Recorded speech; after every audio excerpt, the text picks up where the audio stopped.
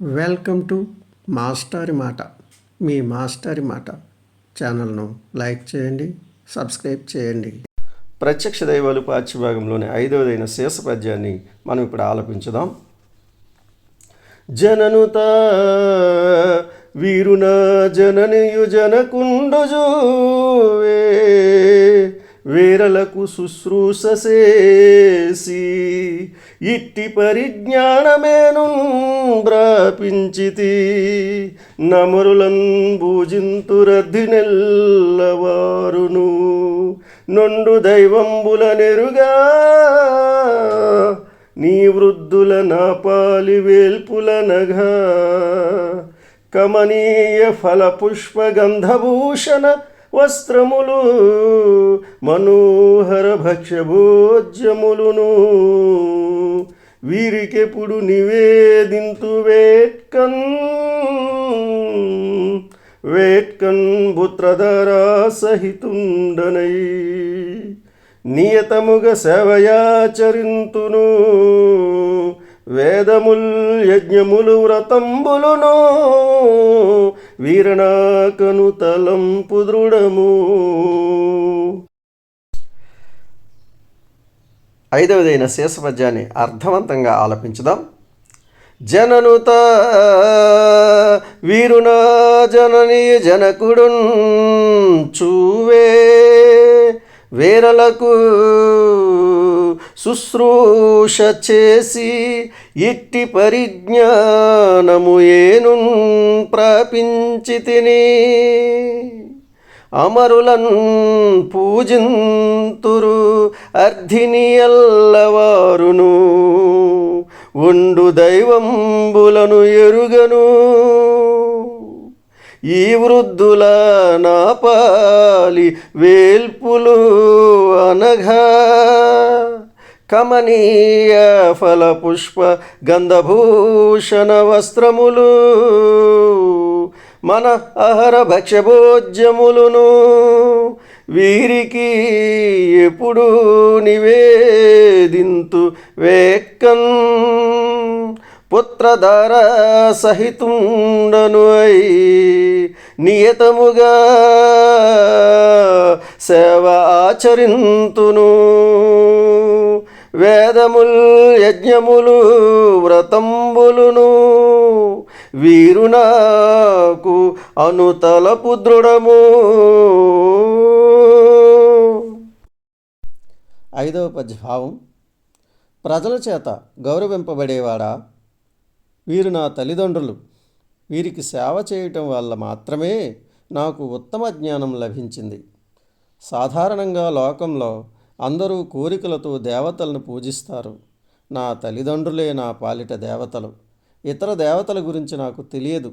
వీరికి రుచికరమైన పండ్లు, పూలు, గంధం, అందమైన నగలు, వస్త్రాలు, ఇష్టమైన ఆహార పదార్థాలు అందిస్తాను.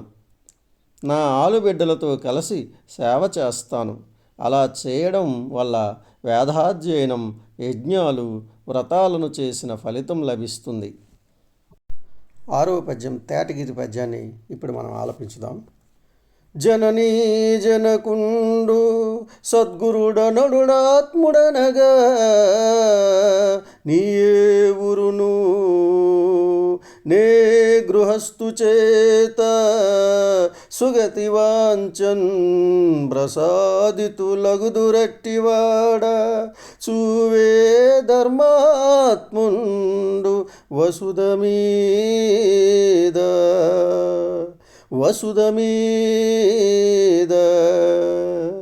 జననీ జనకుండు సద్గురుడనలుడాత్ముడనగా నీయే ఊరును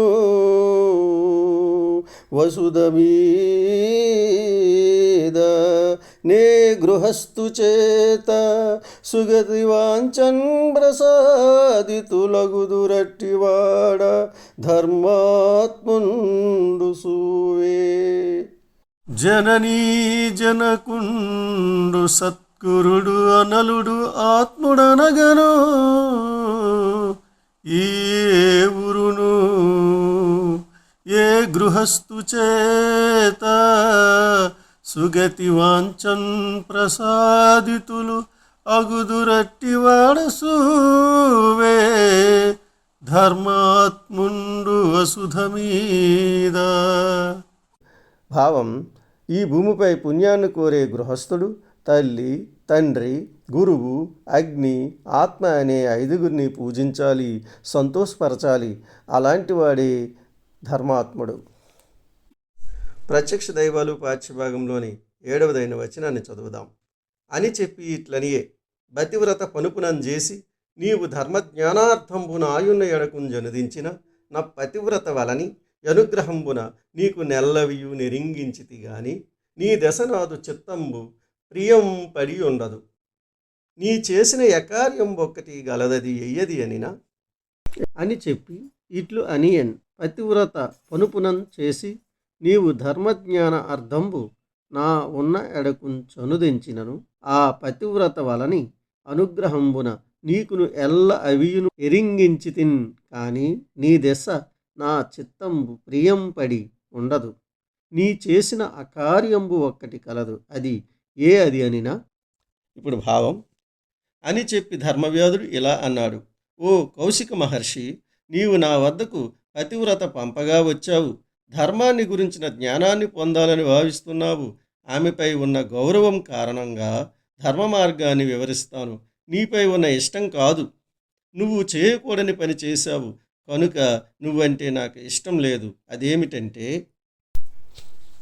ప్రత్యక్ష దైవాలు పాఠ్యభాగంలోని 8వ పద్యం ఉత్పలమాలను ఇప్పుడు మనం ఆలపించుదాం.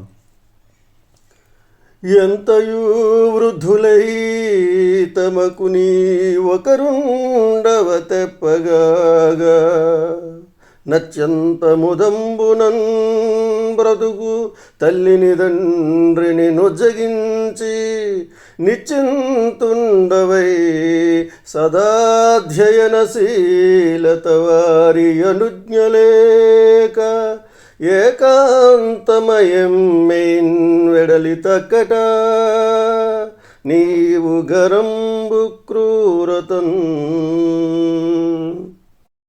8వ పద్యాన్ని అర్థవంతంగా గానం చేద్దాం. ఎంతయూ వృద్ధులు అయి తమకు నీవు ఒకరుండవ తెప్పకాగా అతి అంతముదంబునన్ బ్రతుకు తల్లిని తండ్రిని ఉజ్జగించి నిశ్చింతుండవు అయి సదాధ్యయనశీలత వారి అనుజ్ఞలేక ఏకాంతమా ఏ మెయిన్ వెడలితి అక్కట నీవు గరంబు క్రూరతన్.